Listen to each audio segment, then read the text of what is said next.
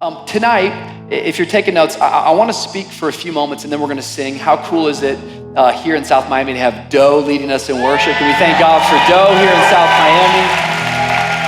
I was watching on video Zach and Ash there in the city, but I want to have a moment that we can worship together at the end before we step into this Sunday, which I think is going to be historic. But I want to speak for a few moments from the subject, risky business. Risky business. And just look at your neighbor and say, it's a risk. Come on, look at your other neighbor and say, yo, I'm talking to you, it's a risk.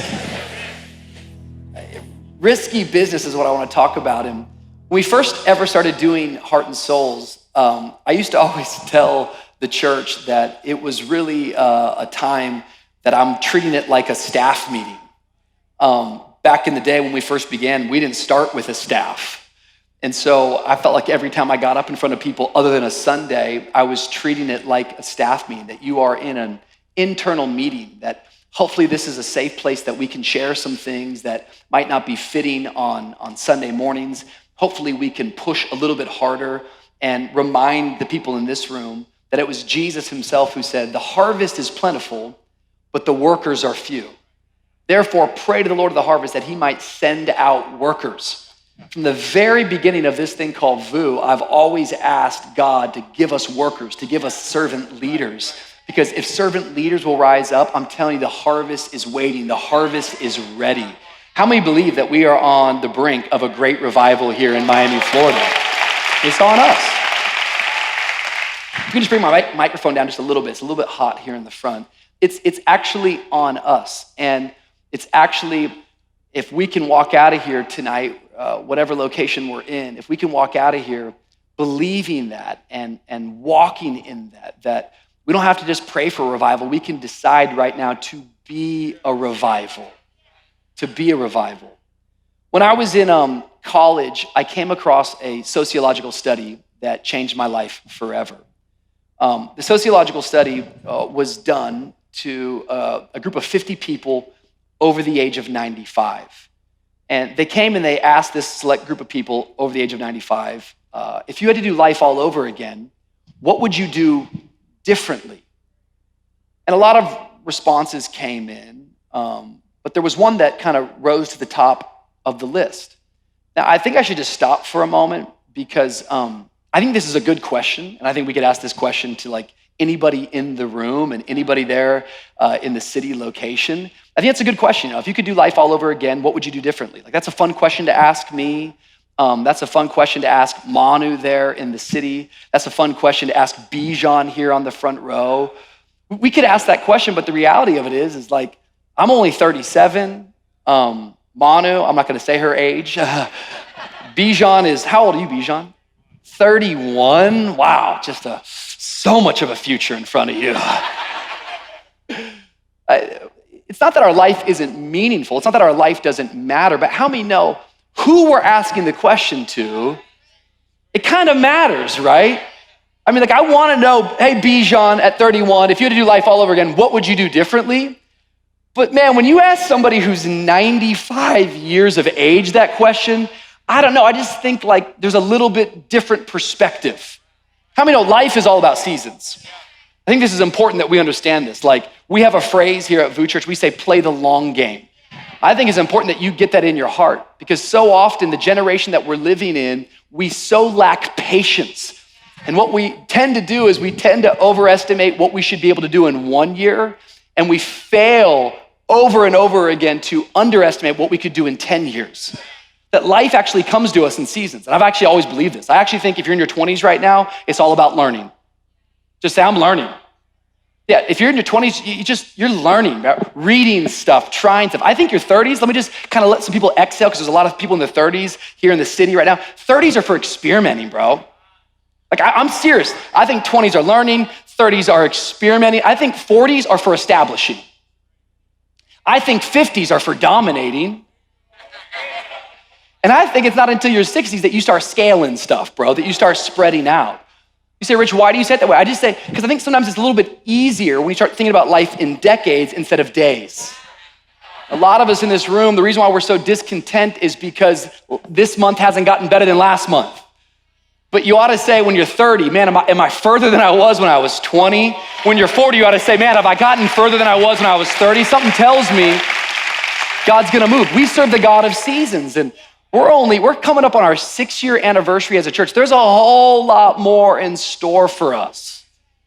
And so I like the question, if you had to live life all over again, what would you do differently? But I particularly like who we're asking the question to. Because this is 50 people over the age of 95. They are coming to the end of their life.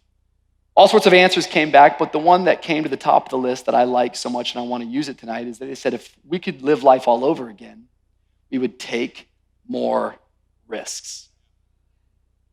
I thought, what an interesting response. That when it's all said and done, when you're getting ready to cross over to eternity, these 50 people over the age of 95, they didn't talk about their successes. They didn't talk about their failures. Instead, they just said, I just wish I would have taken more risks. They didn't talk about, I wish I would have built a bigger house. I wish I would have had more money in my 401k. I wish I would have traveled more. None of these things bad, by the way. I'm not trying to put these things down. I'm just trying to get you to have a confrontation with reality that when you come to the end of your life, it will not be about your successes. It won't even be about your victories. The question is, did you step out and take a risk? Did you step out and do the thing that God was calling you to do? I just want to speak like so poignant tonight. I want to speak to the heart and soul of our church that what we are doing is risky business. Like we have to understand this, that this thing called establishing the church of Jesus Christ anywhere in the world is risky business, but trying and attempting to do it in 2021 in the city of Miami, it's risky business. I don't think any of us, unless we're living under a rock right now, should miss out on the moment that we are experiencing in our lifetime right now, that there is a church in Afghanistan that if you claim to be a follower of Jesus, they are coming to kill you. That's what we're talking about. Church in America is like, yo, man, I just don't know. Am I gonna go online or in person? I just wanna see who's speaking that day. Church in Afghanistan is, yo, if we gather, we're gonna die. But it's no surprise to the God of the universe because it's always been risky business. And I just wanna make sure that if we're here at VU Church leaning in heart and soul, that while we walk in the blessings of God, I pray that we do so with a heart of gratitude, understanding that every step we take, we ought to be stepping out in radical faith, understanding it ought to be a risk. It ought to be a risk. Shouldn't always be easy. It shouldn't always just come to us. It ought to challenge us. It ought to be difficult. We ought to step out saying, can we actually do this?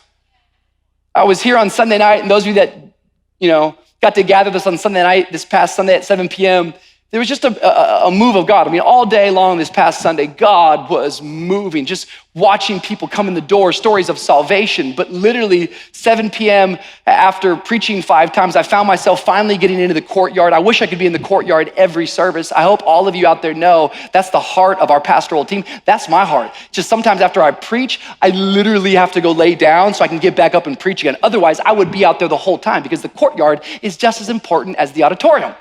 So if I can't be there, would you be there for me? Would you linger a little bit? Would you talk to some people? Would you take some prayer requests? And I was in the courtyard and I'm telling you, bro, it was such an interesting moment because we had this beautiful 2-hour Holy Spirit filled service. And then it was crew fair this weekend where people are getting plugged into crews here in our church. They're getting plugged into actually doing community, that we just don't want people just to gather on Sunday. We want to do life together. And so there was a whole party taking place in the courtyard. And I was just blown away as I go out into the courtyard. It's now 9 p.m. at night. There's fun music playing. People are dancing and laughing. And in the midst of even those kind of moments, there are people walking up to me with tears in their eyes saying, I just sense the Holy Spirit tonight. Would you pray for me? People hungry and thirsty for righteousness.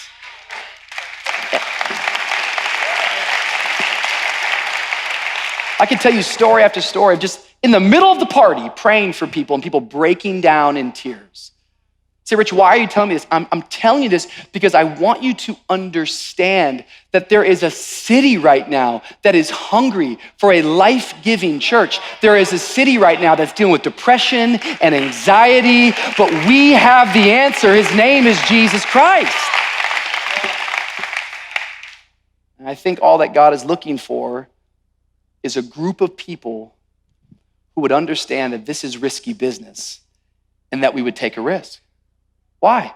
Because God honors risk takers.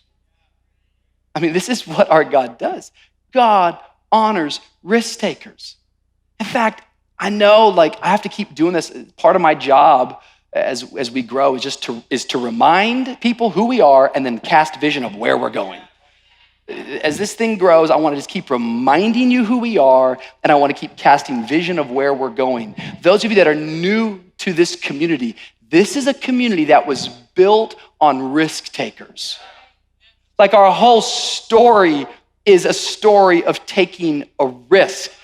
I know tonight maybe you're gathering in the design district. You're like, yo, this is one of the wealthiest zip codes in Miami. Doesn't seem much like a risk. Seems like it's going really good for you. But you wouldn't actually know our story. You wouldn't actually know where we came from in our history, that we started as a Tuesday night young adult Bible study in the heart of Miami Gardens. And then we were sent out from a church in Miami Gardens to take a step of faith. And literally, I just go back through our story and the families and the couples and the men and women who sensed the call of God, much like Abraham. In some cases, they left other churches. In some cases, they moved from other cities, not because there was a building, not because there was a paycheck, but because they sensed the calling of the Holy Spirit. They left their known territory and they stepped out into the unknown. Yet what they learned is as they stepped out into the unknown, that's where God makes himself known. I just think about our story today, the whole thing was a risk, the whole thing. Our first gatherings for our launch team outside of my apartment were in the Miami Rescue Mission. The Miami Rescue Mission is literally, we used to put up pipe and drape and all the launch team would have their kids over there in the rescue mission and we would do it all in one room and DD city down there had some of those feels, all the pipe and drape everywhere, just everyone's all over the place. And I remember we were getting ready to try to launch the service and all the experts were telling us, it's so important that when you launch that you don't take too long in trying to launch, that you get off the runway. Well, we were 11 months in and we still couldn't find a place to gather. Finally, we found the JDD middle school and we thought it was an answer to prayer. Yes, come on.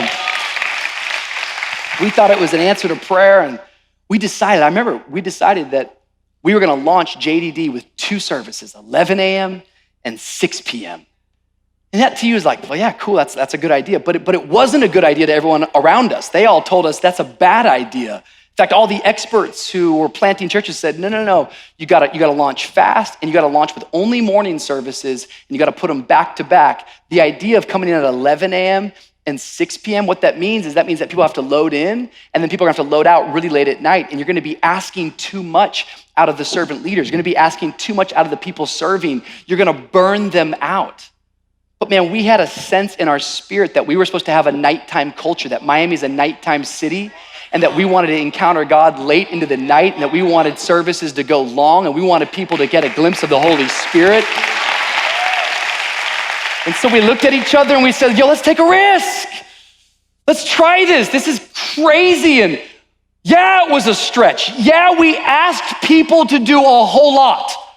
We asked people to do more than they thought they could do. We asked people to do more than they wanted to do. We asked people to do more than they believed that they could do. But I'm telling you what, friends, as we stepped out in Wynwood with 11 a.m. and 6 p.m., it was just a matter of time that God began to fill the space. So Rich, why are you telling me this? I'm telling you this because tonight is historic. Tonight is actually a brand new start of something. You tell me, this doesn't make any logical sense whatsoever. How on earth could the church that started in the Miami Rescue Mission, not even 6 years later, Not even 6 years later, we find ourselves now with 2 physical locations that we own. And let me just prophesy it out loud. We're gonna pay these things off in the next 5 years. We're not gonna be in debt around here at VOO Church. Come on, I need somebody to get excited that we're gonna pay it off. We're not gonna be in debt to any bank. That's not who we are. Come on, somebody. You tell me how in less than 6 years, the church that starts in the rescue mission now owns 2 physical properties in 2 of the most affluent areas in all of Miami. I wouldn't give that plan to anybody. Hey, you know what my dream is? My dream is like to get a church going like in Design District, like own a building, own one in South Miami. I would say, well then don't start at the rescue mission. And if you were being honest, you would say the same thing. But what we learn about our God is the one who says, you obey me, you follow me. I'm the God who honors risk takers. See, I think when you serve the areas that nobody wants to go to, God's gonna give you the areas that everybody wants to go to. I want you to write this down because this is just leadership tonight. Do what others won't and God will give you what others want.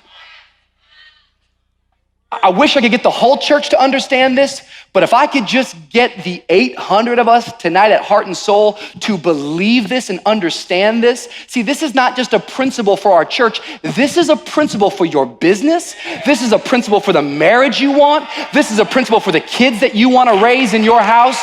You're going to have to be a person who's willing to do what others won't. But when you do what others won't, God tends to give you what others want. I just think as we grow, my challenge is to keep bringing us back to this place to say, let me tell you who we are. Let me tell you about our DNA. We are risk takers. We build with servant leaders. We don't have a staff member for that. That's why you're there. What do you mean? Like, if you see the need, fill it. We are not trying to build some comfy, cozy place. We are trying to commission the Church of Jesus Christ to come and step out into their mission and purpose. And if we're going to do that, if we want to continue to see what God's doing, we have to have a spirit in here that says, you know what? I'm going to do what others won't. That's why we load in at 5:45. And now I'm just talking to our church. I've said that before to so many church leaders, like, my God, oh, sweet Jesus, wow, 5:45, okay, well, yeah, that's an early call time. Yeah. And that's why your church feels the way it does. That's why it's dead, that's why it's apathetic, that's why it's dry. Because if people aren't sacrificing and giving, if people aren't investing, see, I'm telling you, at the level that we invest, God's gonna keep meeting us. I want to teach us. I want to make sure we have the right rhetoric here. You know what my greatest fear about owning buildings is? Is that somehow we don't think we need a load-in team anymore. No, that's not true. It's the opposite. Now God's blessed us with something. Now we steward and manage the blessing. We have to keep coming up with ways for us to take risks. In fact, that's why we are launching the city, and we did it this quickly, because we've been going back and forth with the schools and so many restrictions, and God bless them. We love them. We're going to keep praying for them. But I'm not going to sit here for another 3 months when there's people in the city that are looking for a life-giving church, and all we got to do is get this room right here motivated to take a risk. And so it's a risk. Here we go. We're gonna start this Sunday with 11 a.m., and 1 p.m., and 5 p.m. Are we ready? No, we're not ready. You saw the night. We are not ready. Is it gonna be polished? No, it will not be polished. People don't need polished. People need something real. People need something authentic. People need something where they're going, you know what? Like, these guys are going for it. I'm actually not caught up in the success or the failure. I'm actually caught up in saying, yo, outcome is God's job. My job is to obey and take a risk. When I get to the end of my life, I don't want to say, hey, I wish I would have taken more risks. We're not gonna talk about the successes. We're not gonna talk about the failures. When I look back on the VU Church's history, I don't ever one time regret challenging our church to believe for more, stretch for more, give for more. Our church is built with this type of heart. We are risk takers. We have a spirit of resiliency. Tell us what the challenge is. Tell us what the problem is. We're gonna solve it. And here's what I know. Another reason why we don't take risks is because of this one word called fear. We are living in a world right now where there is a greater virus than any, and it's called the virus of fear. That if the enemy can just get you to stop believing in God and stop believing in the call of God on your life, then he doesn't have to get you to destroy your life. He can just get you to stop and become lazy. We're in 21 days of prayer and fasting, and I think it's so on purpose. I've been teaching the last couple of weeks, and I just see God moving. He always starts moving in 21 days of prayer and fasting. Some of us right now, it's like, hey, next week we have 2 prayer meetings. We have a prayer meeting on Wednesday morning and a prayer meeting on Wednesday night. You know, it's a sacrifice to show up to church at 7 a.m. But I promise you, if you show up at 7 a.m. and go to prayer, you're not gonna get to the noon break on Wednesday and say, you know what I really regret? I really regret going to that prayer meeting. I know it's a sacrifice to come on a Wednesday night at 7:30 at night, and you got kids going to school, or you got to study for a test, or you've got work in the morning. But let me just tell you, what you'll never regret is you'll never regret putting God first. And so you got to step out. We have to challenge our church. But as we're in 21 days of prayer and fasting, I hope right now that in your prayer life that you're praying risky prayers.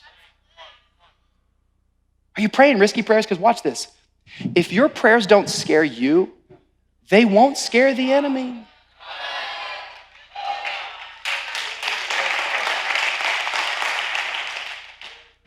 On our anniversary Sunday, which is coming up in about 3 weeks, September 19th, I'm preaching that day to all of our locations. And I've been working on the talk, and I'm preaching a message called Prayers Don't Die. And I can't wait to share the message. I think it's gonna encourage you. But I wanna go back and tell you some of my family history, some of Don Tree's family history, and some of the story of VU. But ultimately, where the message is going to land is what I wanna get into your heart tonight, is that it's not even about them, it's not even about me, it's actually about the next generation coming up.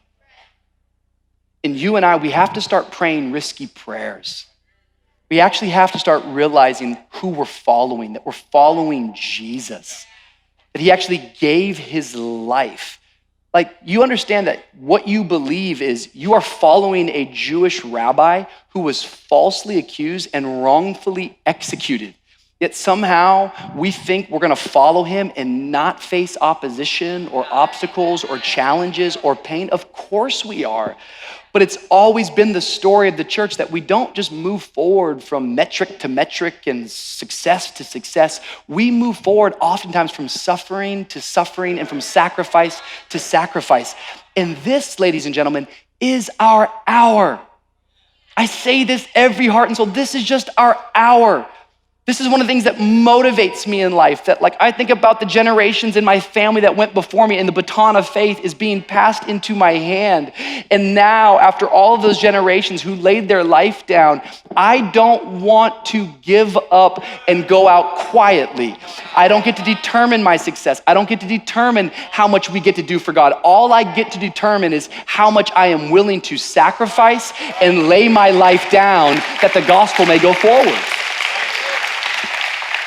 And far be it from me that if I'm gonna pray prayers, that I'm gonna pray weak prayers. I wanna pray risky prayers.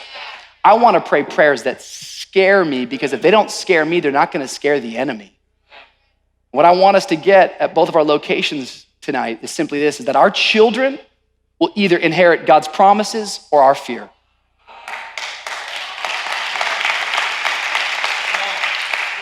We choose.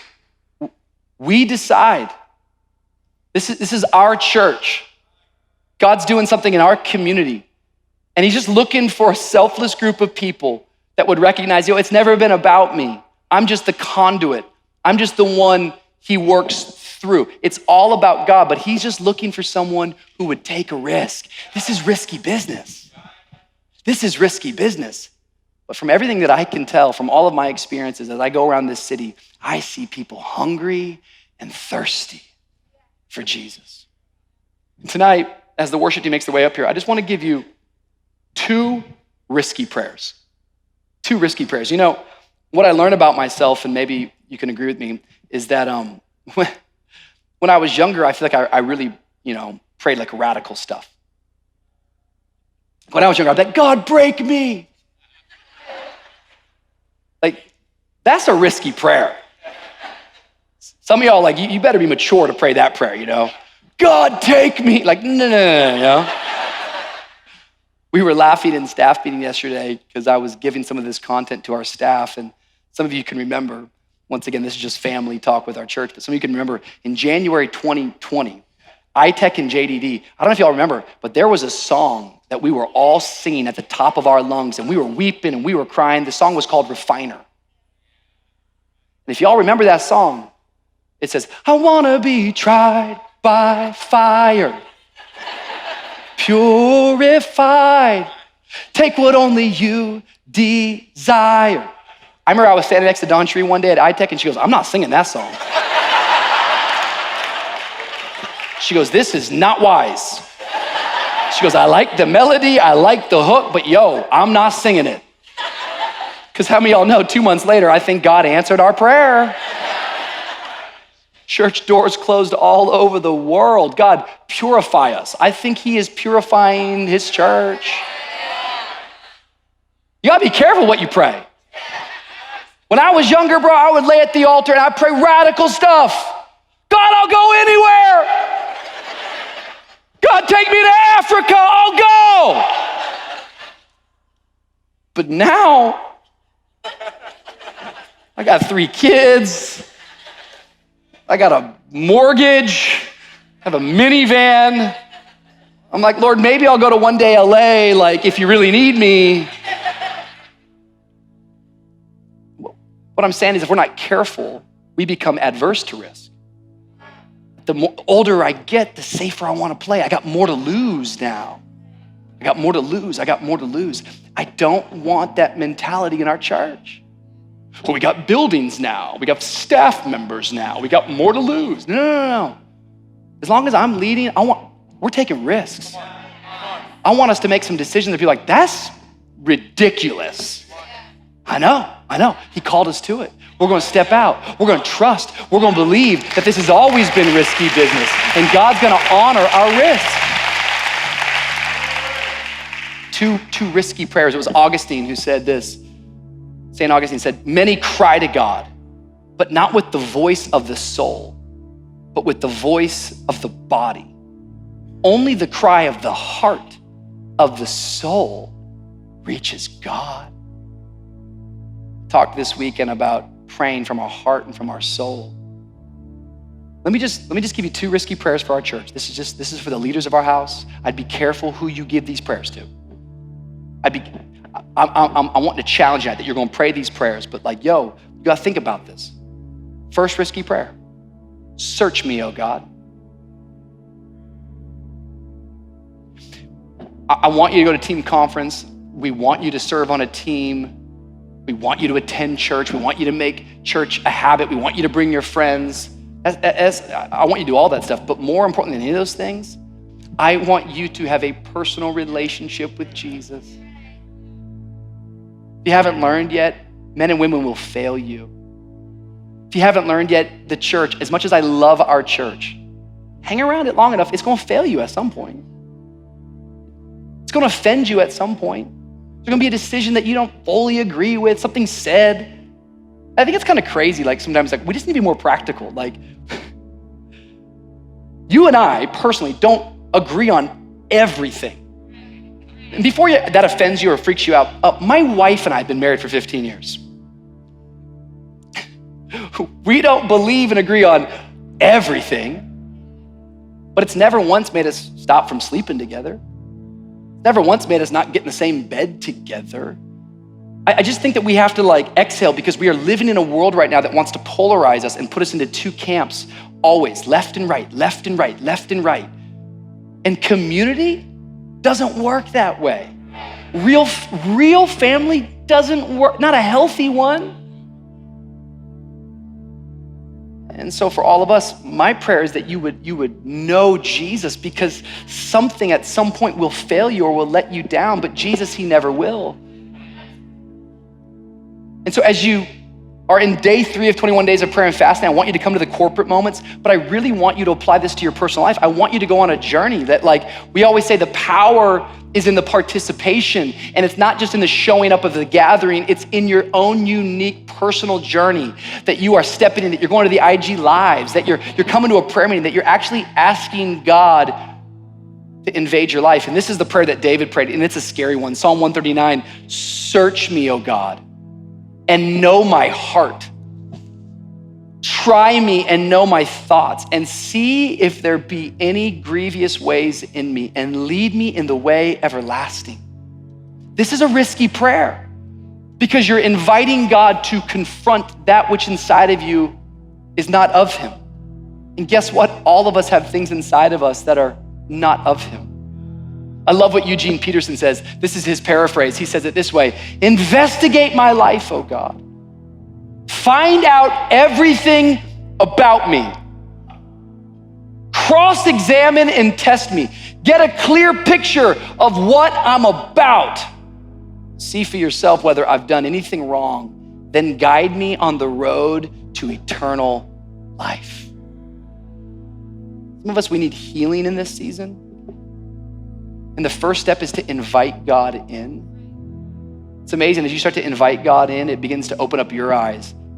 See, stillness and solitude is this place that our generation hates because we actually have to confront ourselves.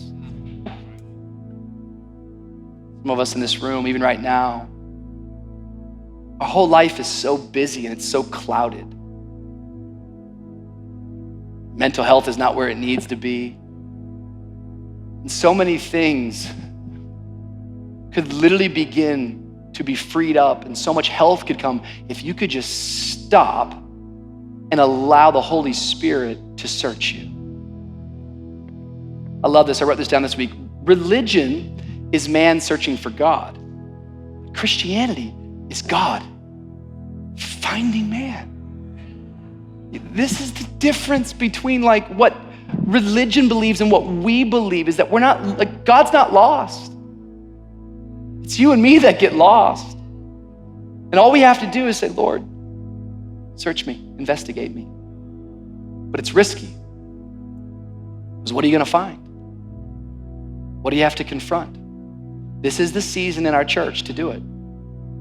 Many of you, you are talented and you are gifted and you are graced to lead. The only thing that's holding you back is shame, guilt, and sin.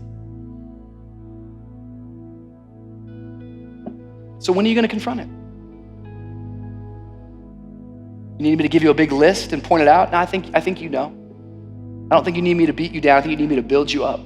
Let me be very, very careful. This book, it is a weapon, but it's not a weapon used to beat people down. It is a weapon to cut people loose. It's the sword of the Spirit to set you free. God, search me and investigate me.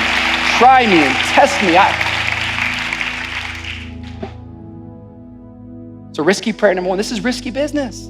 You came into like a risky business meeting. This is we call it a stakeholders meeting. This is not church. I know there's like music right now and it kind of seems like I'm not actually preaching. I haven't opened a text tonight.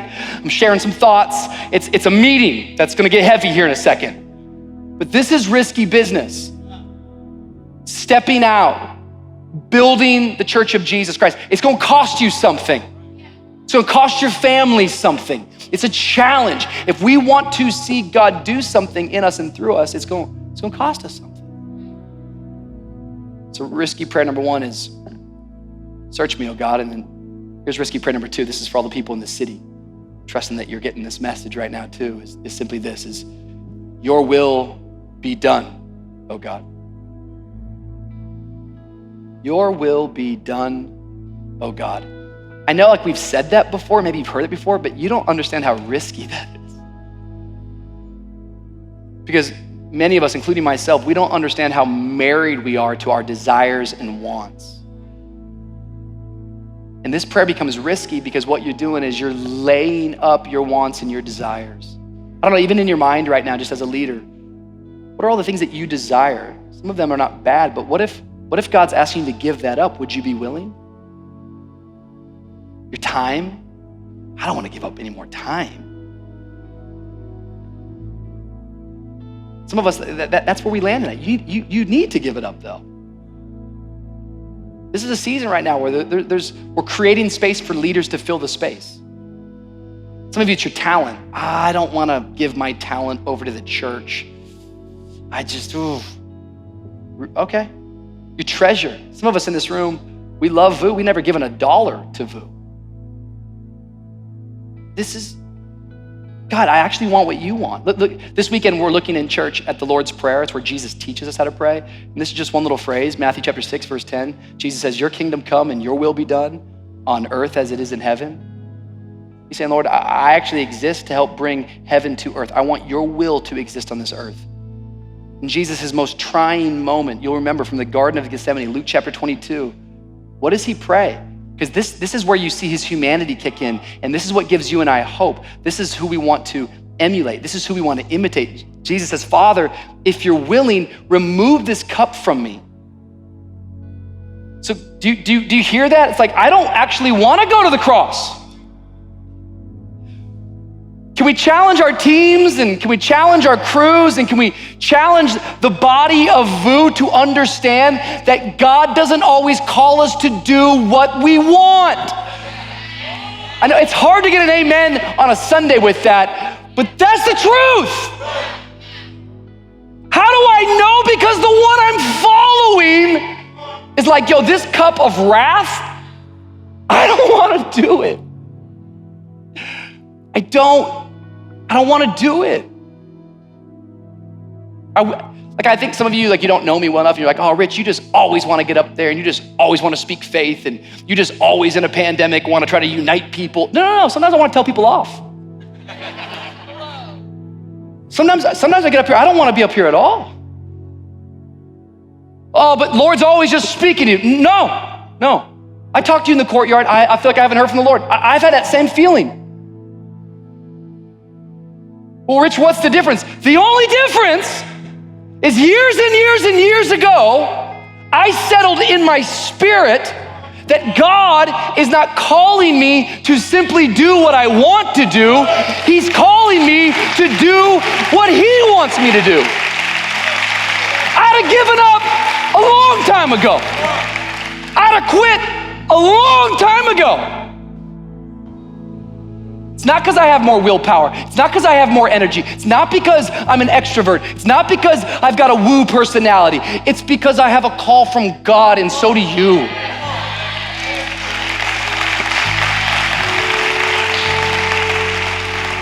So Father, if you're willing, remove this cup from me.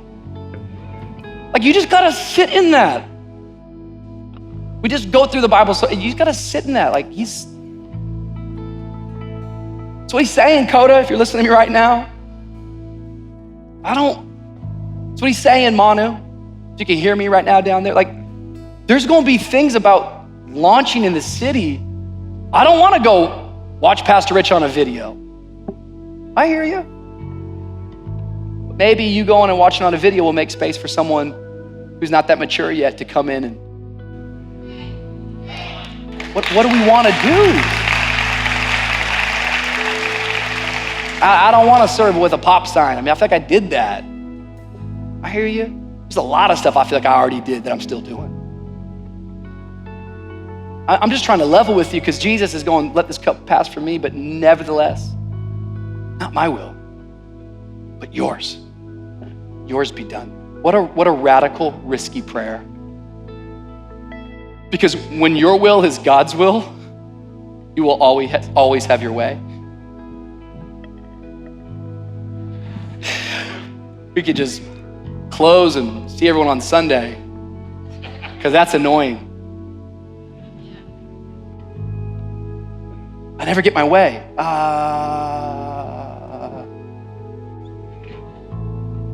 Maybe Maybe change your will to God's will. I'm so scared to say it, because as soon as I say it, you hold me accountable to it. I want to pray the prayer, and I want to be the man that says, God, I don't want my way. God, I don't want my will. God, I'm done telling you all of my dreams and my desires. I first want to listen to the voice of heaven. What's your dream for my life? What's your will for the city of Miami? We were laughing this week because the design district building, the city location, it's been a dream in my heart for well over 10 years, before we ever started even VU, that like, man, I think churches ought to have headquarters spaces, like in the heart of like cities, like people think church, like they don't look at church leaders like they look at lawyers and like they look at doctors. I can't tell you, my whole life is like, so what do you really do, you know? People on staff get this, you know? It's like, what do you, like, you know, come on, like, this is why people's parents, people that join staff, like, the parents are like, I don't really, you're in the ministry? Like, okay, so like, one day a week, huh? No. And there's always been this thing inside of me that's like, I want to change the narrative. I want all the kids coming up after me to say, whew, tell you what, I could have been the president. I chose to be a pastor.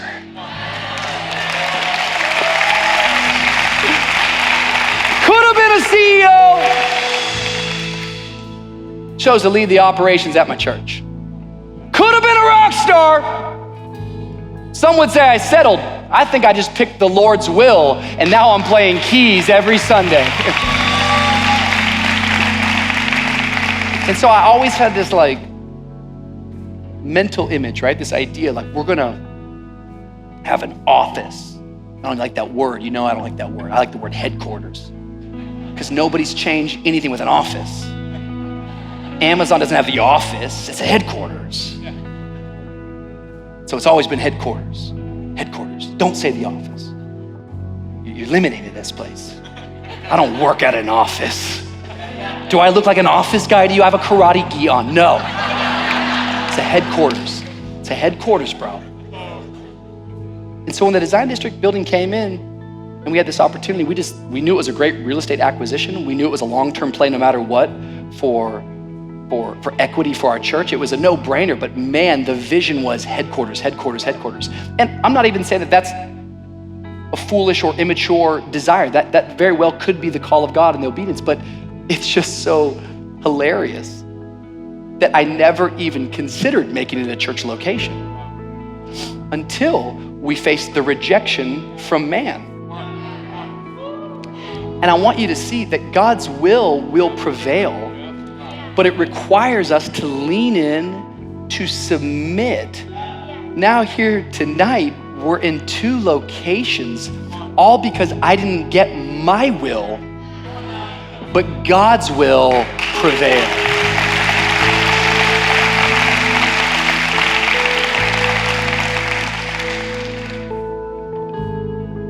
I think it's important what church you go to. I think it's important what type of leadership you get under.